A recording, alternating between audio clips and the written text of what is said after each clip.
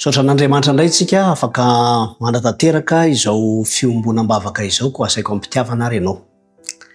Raha ny tsara indrindra izay any an-danitro misaotra anao zahay. Mbola nomenao izao tombontsoa izao afaka mifampitrotro am-bavaka. Dia mangataka hatrany izahay ny famelan-keloka ary. Meo anay Tompo ny fahadiovam-po ary mitondra am-bavaka manokana izay ho an'ny namanay Ihaja.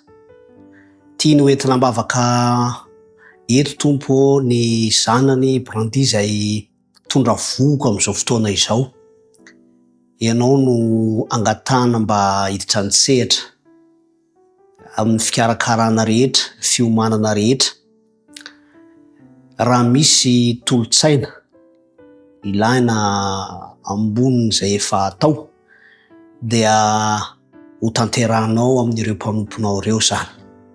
Fa ny fanirianay Tompo dia mba salama tsara na ny reniny na ny zanany.